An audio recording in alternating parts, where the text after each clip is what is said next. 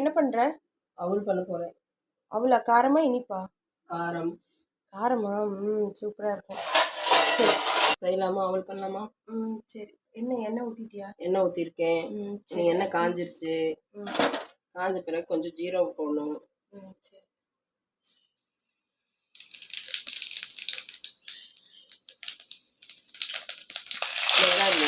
வெங்காயம் நீளமாக கட் பண்ணுவோம். ஆமாம்.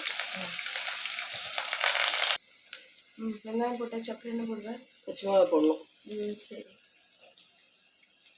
வெங்காயம் நல்லா ப்ரௌனாக வணங்கணுமா? எல்லாம் ஓரளவுக்கு இருந்தால் போதும். அடுத்து கொத்தமல்லி கருவேப்பிலை தழை. சரி.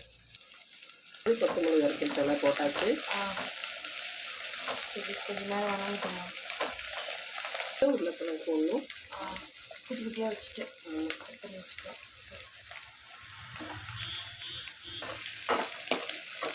இது ஒரு 5 நிமிஷம் மூடி வச்சுக்கலாம். இது மாதிரி குக் ஆகணும். கொஞ்சம் தக்காளியை போட்டுக்கணுமா? இதுக்கப்புறம் என்ன பண்ணணும்? தக்காளி போட்டுடணும். தக்காளி போட்டு கொஞ்ச நேரம் அப்படியே மூடி வச்சிடணும். நல்லா வதங்கிடுச்சு. இதுக்கு தேவையான மஞ்சள்தூள் போட்டுக்கலாம். வந்து கொஞ்சம் மிளகாப்பொடி போட்டுக்கலாம்.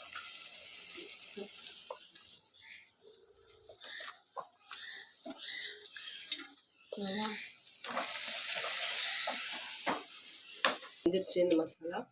இது பேப்பர் அவலுங்க. பாருங்கள், இது ஊற வைக்கக்கூடாது. தண்ணி ஊற்றினோன்னு கழுவி அப்படியே போட்டுடணும். இதே கெட்டி அவலாக இருந்தால் ஒரு 10 நிமிஷம் ஊற வைக்கணும் தண்ணி ஊற்றி. ஆனால் இதுக்கு தண்ணி ஊற்றி ஊற வைக்கக்கூடாது. சீக்கிரமாக இது குழஞ்சிரும். அதனால் தண்ணி ஊற்றினோடனே எடுத்துடணும். பாருங்கள், இது நல்லா புழிஞ்சிட்டு போட்டுடலாம். அவ்வளோதான்.